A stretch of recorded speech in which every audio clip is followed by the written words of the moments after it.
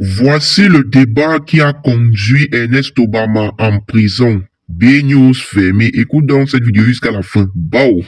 L'article 66. Écoutez-moi. Non, ce n'est pas une affaire. Pas vous faites. Le Cameroun n'invente pas le droit. Oui, mais je suis d'accord avec vous. La constitution camerounaise, ils ont copié ce qui se passe ailleurs. La constitution camerounaise. Non, c'est pas une affaire de Cameroun. On ne va pas tropicaliser le droit. Je ne veux pas avoir de débat avec vous. Est-ce que vous me comprenez? Non, je ne veux pas avoir de débat avec vous sur le mandat impératif. Vous m'avez posé la question, vous ferez comment? Vous avez répondu. Moi, je retiens votre réponse. Mais je vous rappelle quand même qu'il y a d'autres juristes comme vous. Vous refusez. Avec vous ne voulez pas comprendre. Il y a des Camerounais. Il y a des Camerounais qui veulent pas comprendre. Alors j'ai cette tribune. Moi je vous rappelle. J'ai cette tribune pour rappeler aux Camerounais que la transhumance politique n'est pas interdite au Cameroun. Ça veut dire quoi? Un député, un conseiller municipal qui quitte un parti pour intégrer un nouveau parti représente désormais ce parti. Parce que le terme parti représenté renvoie à l'idéologie. Il ne renvoie à rien d'autre. C'est pour ça qu'en Côte d'Ivoire, cet exemple, article 66 de la Constitution ivoirienne dit clairement, chaque député représente la nation. Tout mandat impératif est nul. Et c'est la même chose au Cameroun. Dans tous les pays africains, j'ai pris les constitutions du Malawi. Je peux vous les lire, mais ça va prendre du temps. Toutes ces constitutions, le moment venu, nous allons soumettre ce cas. Donc, quand on parle de parti représenté, soyez vraiment, il ne faut pas qu'on s'amuse avec ces interprétations camerounaises qu'on veut déjà en faire du droit. La constitution camerounaise est une copie des constitutions qui existent en Afrique francophone. C'est une copie. Vous prenez la constitution ivoirienne, vous prenez la nôtre, c'est pratiquement la même, celle du Sénégal, c'est la même chose. Donc, on n'a pas inventé. Les constitutionnalistes, tout le monde le sait. Allez interpréter n'importe quel constitutionnaliste sur cette question. Il n'y a pas de rapport mandat dans le cadre d'un pays qui évolue sous le régime de mandat représentatif et dans un conseil régional. Je comprends pas. Oui, c'est-à-dire quoi?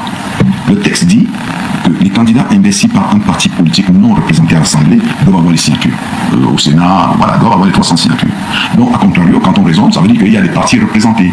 Qui n'ont pas besoin de... Oui. Qui n'ont pas besoin de signatures. Tout à fait. Or, il se trouve qu'il n'y a pas de parti représenté au sens de mandataire du parti.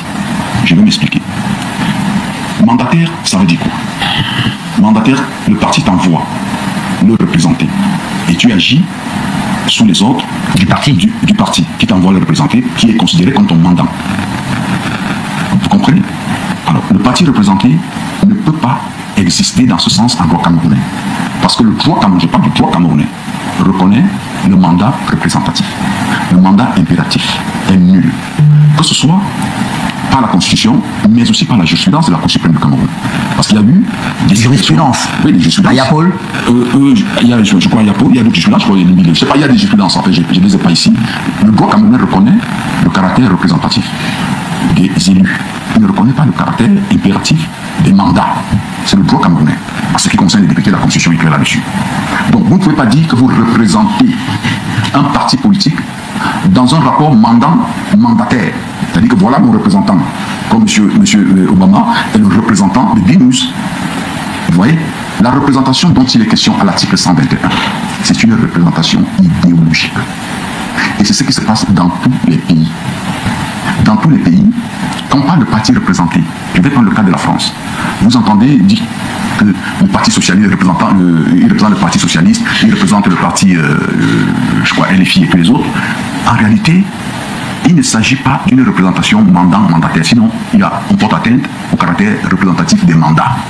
C'est plutôt l'idéologie, c'est-à-dire que ces députés-là, ces élus qui sont dans des conseils, dans les assemblées, au Parlement, représentent l'idéologie de ces partis. C'est pour ça que vous entendez parler de députés de droite, députés de gauche.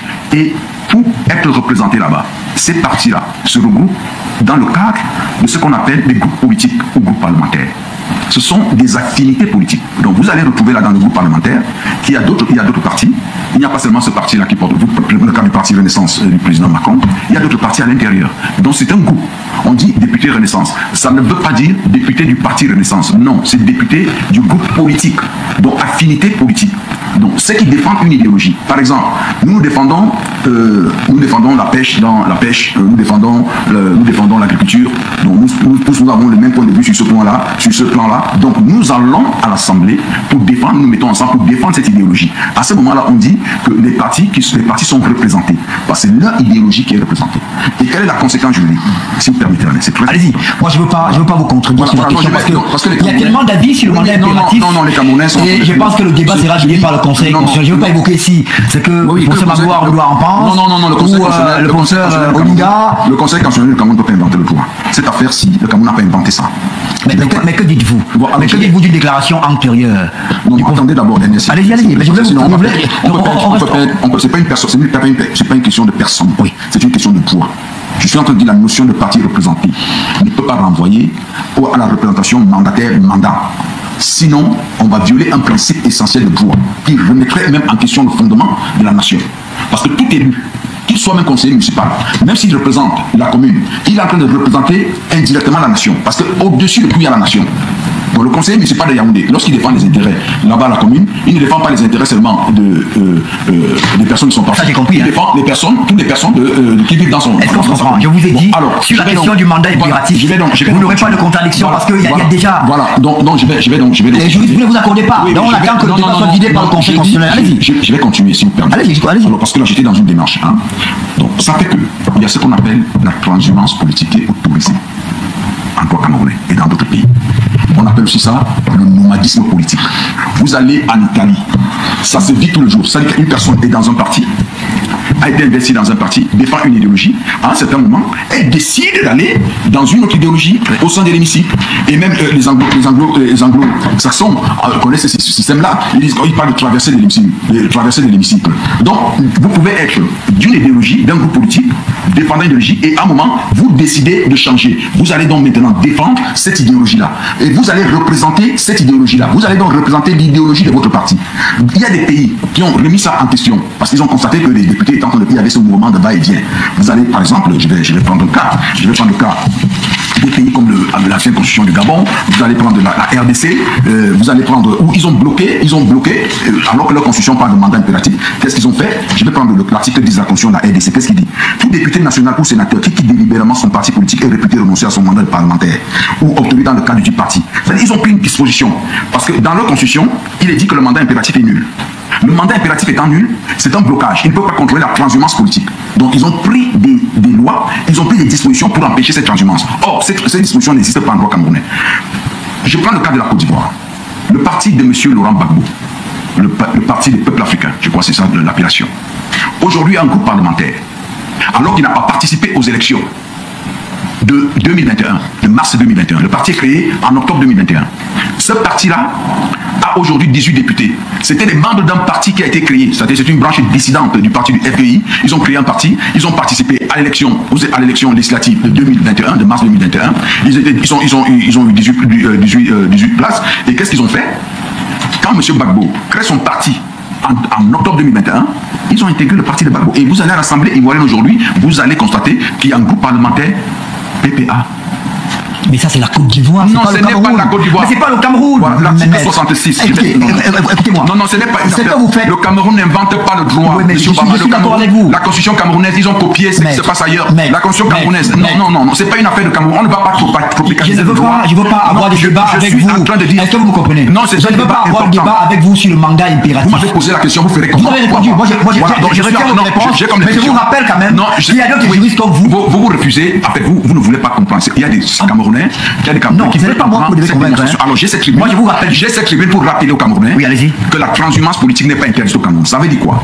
Un député, un conseiller municipal qui quitte un parti pour intégrer un nouveau parti représente désormais ce parti. Parce que les termes parti représenté renvoient à l'idéologie. Il ne renvoie à rien d'autre. C'est pour ça qu'en Côte d'Ivoire, cet exemple, article 66 de la Constitution ivoirienne dit clairement, chaque député représente la nation. Tout mandat impératif est nul. Et c'est la même chose au Cameroun. Dans tous les pays africains, j'ai pris les constitutions du Malawi. Je peux vous les lire, mais ça va prendre du temps. Toutes ces constitutions, le moment venu, nous allons soumettre ce cas. Donc, quand on parle de parti représenté, soyez vraiment, il ne faut pas qu'on s'amuse avec ces interprétations camerounaises qu'on veut déjà faire du droit. La constitution camerounaise est une copie des constitutions qui existent en Afrique francophone. C'est une copie. Vous prenez la constitution ivoirienne, vous prenez la nôtre, c'est pratiquement la même, c'est du Sénégal, c'est la même chose. Donc, on n'a pas inventé. Les constitutionnalistes, tout le monde le sait. Allez interpréter n'importe quel constitutionnaliste sur cette question. Il n'y a pas de rapport mandat dans le cadre d'un pays qui évolue sous le régime de mandat représentatif. Donc, si vous avez des élus dans votre parti, qu'ils aient été investis par un parti dès le départ, cet élu-là représente votre idéologie, il vous représente. C'est ça. Vous n'allez rien inventer. Si maintenant le Conseil constitutionnel du Cameroun, moi ça me surprendrait que le président Atangana, le professeur Mouakouache, le Kennedy Onfa, qui sont des juristes de haut vol, et tous les autres se permettraient de venir dire au Cameroun que la transhumance politique n'est pas autorisée. C'est sur quelle base? Ça veut dire quoi? Ils veulent remettre en question le mandat représentatif. Ils veulent remettre en question tout. J'ai appris certains universitaires dit que oui, la Constitution, on n'a pas recouru à la Constitution. Or, si vous prenez l'article... Pour ça, Magloire, on doit dire qu'il n'y a pas de débat sur le mandat impératif. C'est un mensonge médiatique et que le mandat impératif est clair. Le mandat est clair. Je ne veux pas parler du professeur Ondoa parce que c'est quelqu'un que je respecte, mais je vais vous dire qu'il s'est trompé. Et je sais que... Ah, mais c'est vrai ça. Je sais que scientifiquement, il ne peut pas défendre ça dans un lieu où il y a des intellectuels, des juristes. Il ne peut pas les défendre. Parce que je connais son honnêteté intellectuelle. Il a fait dans le cadre partisan, il a été invité dans une chaîne de télévision du cabinet civil de la présidence publique. Il n'a pas été invité dans un forum où il y a des intellectuels pour parler du droit. Le professeur Magloire Ondoa, c'est quelqu'un que je respecte, c'est un grand intellectuel, mais il a été là dans le cadre partisan et il a donné ce qu'on lui a demandé de dire. Moi, je ne voudrais pas. Est-ce que vous êtes. On va. Sur le mandat impératif, je vais vous dire quelque chose.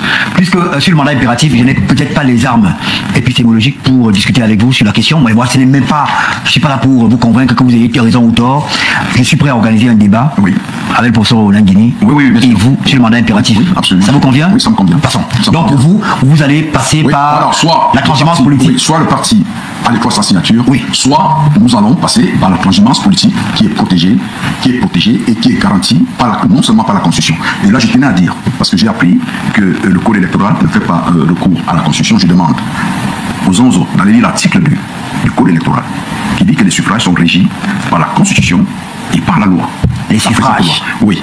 C'est-à-dire le suffrage. Le suffrage, c'est quoi? On dit que le vote est secret, le vote est universel. Le suffrage, c'est quoi? C'est l'élection. C'est l'élection. L'article 1, attendez, pour moi, j'ai quand même des notes ici. Hein. Excusez-moi, c'est très important d'avoir ces notes-là, parce que si on ne les a pas, ça devient compliqué.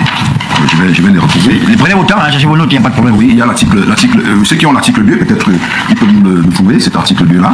L'article 2, l'article 1er du Code électoral dit la présente loi porte code électoral.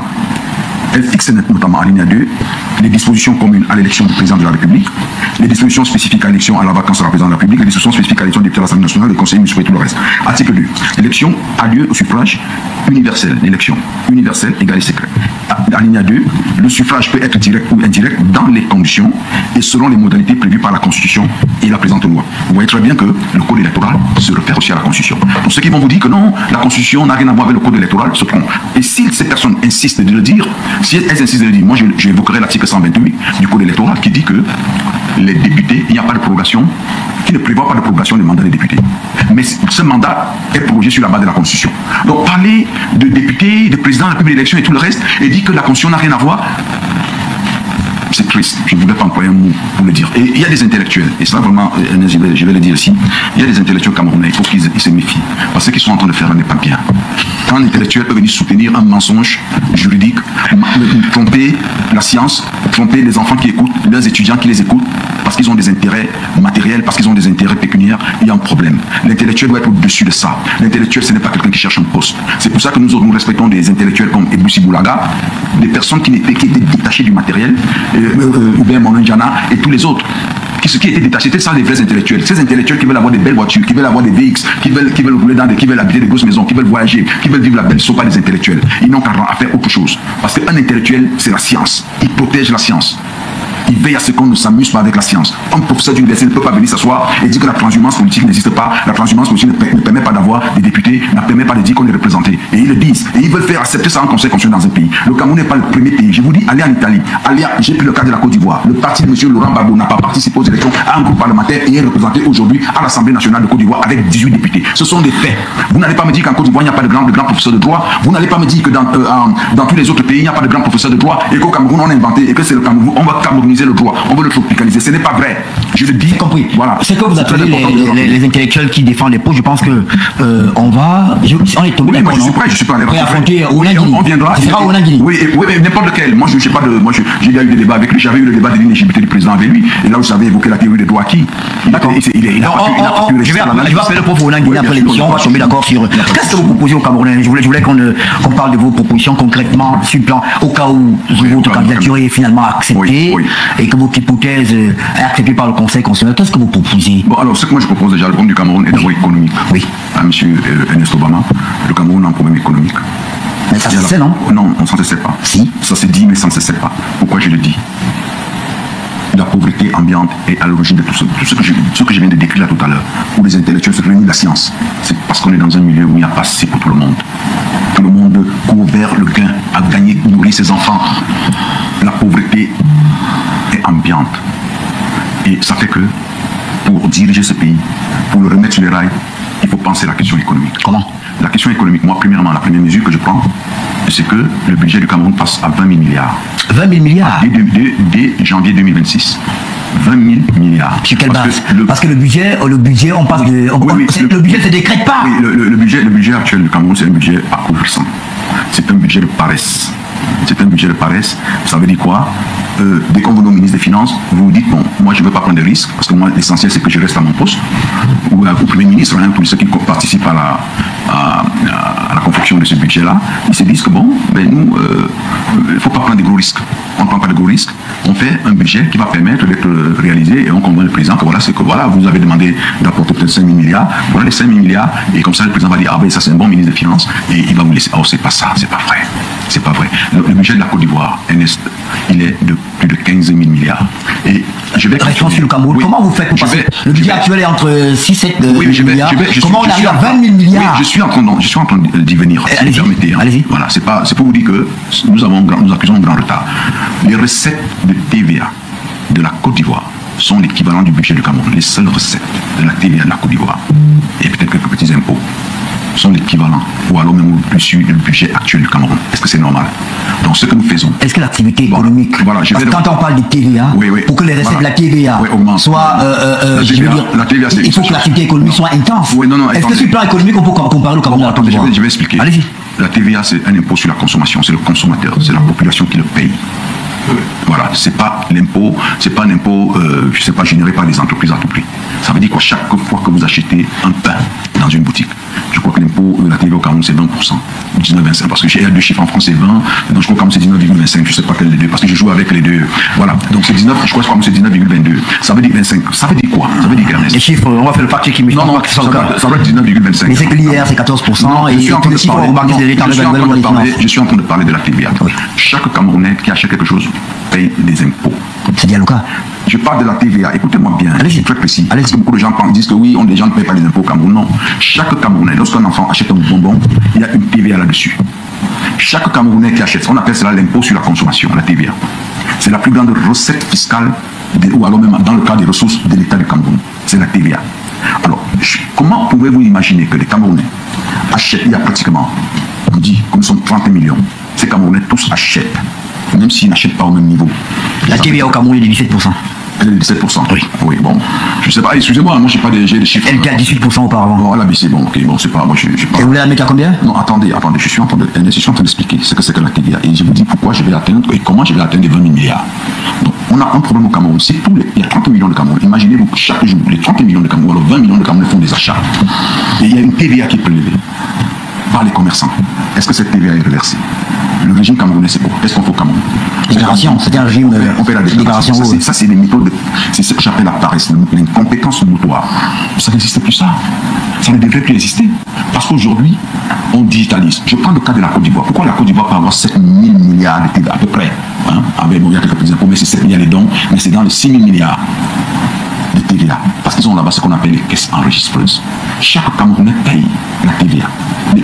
Même les enfants qui achètent des bonbons. Mais cette TVA est collectée par certains individus qui ne la reversent pas, certainement avec soit du fait de l'incompétence de nos administrations fiscales et même du gouvernement, parce que tout ça c'est le gouvernement, et soit des manipulations qui ont souvent cours dans ce genre d'opérations. Alors qu'est-ce qu'on fait en Côte d'Ivoire? Il y a ce qu'on appelle les caisses enregistreuses, parce que moi j'étudie, je vais citer les autres fonds. On n'invente pas la roue. Donc dans ces pays-là, on prélève l'impôt, la TVA, lors de l'achat. C'est-à-dire que vous enregistrez, il y a des caisses enregistrées. Ces caisses enregistrées, là, directement, il y a un serveur au niveau de la direction des impôts qui sait déjà que tel commerçant, voilà ce qu'il a collecté comme TVA. Et à la fin du mois, vous adressez une facture. On ne vous dit pas, venez déclarer ce que vous voulez, venez déclarer, venez dire ceci ou cela. Non, on vous dit, voilà ce que la machine enregistrée qui est chez vous. Et qu'est-ce que nous allons faire? Nous allons donc digitaliser l'économie, le commerce. Chaque commerçant aura une caisse enregistreuse. Même si vous payez avec des pièces, vous n'allez plus payer directement entre les mains, il va mettre dans sa caisse. Il y aura une caisse enregistreuse où la personne mettra, vous mettrez les pièces et ça sortira et on verra très bien quelle est la part qui revient à l'État dans cette opération. Donc il y aura donc la sécurisation. Vous laissez la TVA à 17%? Elle peut rester à 17%. Je rappelle que 17%, elle monte à 19% avec les centimes additionnels. Oui, c'est pour ça que j'ai dit que la TVA elle monte, elle est pratiquement à 19,25 je crois. Oh, 19,25 avec les centimes. Voilà, non, moi je sais pas, bon, celui qui a 17%, j'étais un peu dubieux. Ah, c'est moi qui ai dit 17%. Ah, okay, bon, voilà. Donc, mais la TVA, donc, 17% sont les centimes additionnels. On la maintient à l'État. Tous les Camerounais payent l'impôt. Les Camerounais payent déjà, on n'augmente pas d'impôt. Ils payent l'impôt. Mais cet impôt que le Camerounais qui achète du pain, il verse 20%, pratiquement 19% à l'État du Cameroun. Quand il paye son pain, il le sait. Et l'argent n'est pas reversé. L'argent n'est pas reversé à l'État. Parce que c'est la déclaration. Donc on va digitaliser. Il y aura un système au Cameroun. La digitalisation, c'est quoi? C'est aussi quoi? C'est que, prenez la carte nationale d'identité. Chaque carte nationale d'identité aura un compte bancaire. Parce qu'il y aura une loi qui sera prise, le droit au compte bancaire. Chaque Camerounais, quel que soit son âge, aura droit à un compte bancaire. Ça veut dire que quand il va acheter, il achète avec sa carte nationale d'identité qui est là, il a sa carte nationale d'identité et là-dessus, il y a aussi son compte bancaire. Donc quand il va acheter, au lieu de donner des espèces, il pose tout simplement sa carte, il dit paye peut-être on met un montant, il pose. Il y a même encore. Même dans votre village, on le fera? On le fera dans les villages, mais ça dépend des opérations. Ça dépendra des opérations. Non, tout ne peut pas être digitalisé dans les villages, mais avec une carte nationale d'identité, une grammaire. Encore que vous parlez de grammaire, moi dans mon village, la plupart des gens dans mon village, des populations de mon village, utilisent par exemple Orange Money, MTN Money. Moi je leur envoie, je leur fais des transferts. Ils savent, les gens savent manipuler l'instrument. Ça c'est démocratique. C'est votre seule réforme? C'est une grosse réforme. Je parle de cette réforme-là. Donc la sécurisation de la TVA, c'est une mesure forte. Au Cameroun, nous sommes plus de 30 millions. Ça, c'est sûr. Parce que si on fait un vrai recensement des populations, on va trouver qu'on est peut-être plus nombreux. Donc c'est une réforme des impôts. Une réforme de l'impôt. On va sécuriser la TVA. Et les impôts sur les revenus, les impôts sur les IS, les impôts sur les sociétés, nous allons les supprimer pour booster la création des entreprises. Parce que cet impôt-là, quand vous regardez très bien, il y a quelques entreprises qui supportent cet impôt et qui sont taxées très lourdement. Ça fait que beaucoup d'entreprises préfèrent aller investir ailleurs et envahir notre pays dans le cadre des accords de partenariat économique. Parce que ça coûte cher. L'impôt camerounais est confiscatoire. On ne peut pas évoluer, on ne peut pas développer un pays avec ça. On va créer à peu près ce qui se passe au Maroc. Vous savez, le Maroc est pratiquement un paradis fiscal. Mais on ne le dit pas. La plupart des pays qui se développent en Afrique créent ces conditions-là. Donc nous allons supprimer certains impôts qui asphyxient les entreprises pour drainer l'investissement dans notre pays. Voilà. Ça, c'est une mesure. La deuxième mesure, c'était donc la suppression de ces impôts-là pour amener l'investissement, pour amener les entreprises qui vont venir créer de l'emploi, qui vont venir créer de l'activité, qui va permettre de booster. Et maintenant, la troisième mesure, Ernest Obama. La troisième mesure, c'est la mine camerounaise. Qu'est-ce qui se passe au Cameroun? Est-ce que vous savez ce qui se passe avec l'or dans ces pays? C'est un scandale. En 2017, un rapport de Transparency, d'Interpol, 2017, a déclaré que le Cameroun a vendu aux Émirats Arabes Unis 10 tonnes d'or, 10,7 tonnes d'or. C'est à peu près l'équivalent de, si nous prenons la tonne d'or, peut-être que je vais donner les chiffres tout à l'heure. Et le Cameroun a dit que non, nous avons vendu 4 kg d'or. 2017, c'est un rapport qui existe. Ils ont vendu 10 tonnes d'or. Je vais vous donner exactement ce que ça fait, ça donne comme incidence financière. Ça donne quoi? Ça donne 10 tonnes d'or. Au prix actuel, c'est 600 milliards de francs CFA. Que le Cameroun, de l'or du Cameroun, sorti du Cameroun. Ah, moi j'ai pas vu le rapport, hein, ça c'est vous qui dites. C'est un rapport qui existe, mais vous pouvez aller sur internet, les rapports d'Interpol existent. Interpol en 2017 a ce rapport. Et l'État du Cameroun a dit non, nous reconnaissons avoir vendu 4 kg d'or aux Émirats Arabes Unis. Qu'est-ce qui se passe? Ce qui se passe à l'Est, c'est un scandale. L'or du Cameroun est puisé sous prétexte que c'est de l'exploitation artisanale. Or, vous arrivez là-bas, vous allez trouver des machines, des engins qui sont en train de creuser l'or. C'est de l'exploitation industrielle d'or. Et cet or sort sur la base des exonérations. On écrit, bon voilà, vous pouvez sortir. On sort avec ça des masses d'or, des tonnes d'or du Cameroun. Est-ce que vous savez que le diamant de Mobilon, l'une des plus grandes réserves de diamants au monde, est en train d'être exploité? Vous êtes au courant? Vous avez vu les revenus de ça? Non. Qu'est-ce que l'or apporte en pays? L'or apporte de l'argent. L'or, c'est de liquide. Nous n'avons rien à faire au FMI. Vous apprenez que le Cameroun va au FMI, c'est pour chercher quoi? Le Cameroun va au FMI. Monsieur Ernest Obama, je suis très sérieux. Je suis très sérieux. Vraiment, je suis très sérieux. Le Cameroun va au FMI pour aller chercher 300-400 milliards de devises. Or, l'équivalent de 20% du territoire national, je dis l'équivalent, d'après les chiffres du ministère des Mines du Cameroun, l'équivalent de 20% est couvert d'or. L'or du Cameroun est en train d'être exploité clandestinement. Et ce sont des tonnes d'or. Je dis bien des tonnes d'or. Ça également, vous êtes responsable de vos déclarations, parce que moi je n'ai pas de problème de tout ce que vous dites. On a vu. Mais je vais prendre des exemples. Je vous ai cité ce rapport d'Interpol de 2017. Oui, mais le rapport d'Interpol, je ne l'ai pas eu. Et le Cameroun s'est justifié en disant, et encore, regardez ce qui se passe avec la Sonamine. On a créé la Sonamine. Vous avez vu, le gars, dès que la Sonamine, on a dit que bon, maintenant la Sonamine va contrôler la production d'or. Il y a eu une augmentation de pratiquement 60% des réserves d'or du Cameroun. Ça veut dire qu'il y a quelque chose qui se passait. Et en dehors de ça, on a eu une réforme du code minier. Qui disait que désormais c'est la Sonamine qui va acheter tout l'or. C'est ça que nous ferons. Qu'est-ce que nous ferons? Nous allons demander à nos militaires, à nos génies militaires, d'aller à l'est, au sud, d'aller dans la Damawa, creuser notre or et constituer des réserves d'or en tonnes. Qu'on va revendre. Qu'on va maintenant soit revendre, soit créer notre propre monnaie, parce qu'il est question de sortir du CFA en 2026. Alors c'est votre proposition? C'est une proposition. On n'a rien à faire dans cette affaire. On n'a rien à faire dans le CFA. Donc nous allons sortir parce que nous aurons des réserves d'or. Le Cameroun est l'un des pays les plus prioritaires. Vous savez aujourd'hui, le Ghana, la monnaie ghanéenne est plus forte que le dollar en ce moment. Oui, parce que le Ghana a augmenté ses réserves d'or. Ce qui se passe au Burkina Faso, vous croyez que c'est quoi? Avec le capitaine Ibrahim Traoré, c'est l'or. L'or, c'est du liquide, Ernest. L'or, c'est la devise. Quand vous avez de l'or, ça veut dire quoi? Au Cameroun, on a l'argent dans le sol. C'est notre or. Donc nous creusons notre or, nous le sécurisons, nous construisons des stocks. On vous dit en 2017, on a sorti seulement pour les Émirats 10 tonnes d'or. En 2017, bon, imaginez-vous qu'on prenne notre génie militaire, on leur donne des moyens pour aller creuser l'or. Mais on va constituer des tonnes et des tonnes d'or et le Cameroun sera un pays riche. Et c'est ce que nous ferons dès 2010 tonnes d'or. 10 tonnes d'or en 2017. Alors mes chocolats diamantaires et dorés d'amour de la chaîne Rap Chocolat Fleur TV, abonnez-vous, partagez cette vidéo dans tous vos groupes WhatsApp, Telegram, Instagram, Facebook, TikTok, Snapchat. Et tiens à vous rappeler que Rap Chocolat Fleur TV est partout, dans toute l'Afrique centrale, dans toute l'Afrique de l'Ouest et dans tous les pays de l'Hexagone. On se dit à la prochaine et que la force soit avec nous. Bisous là-bas les gars. Bye.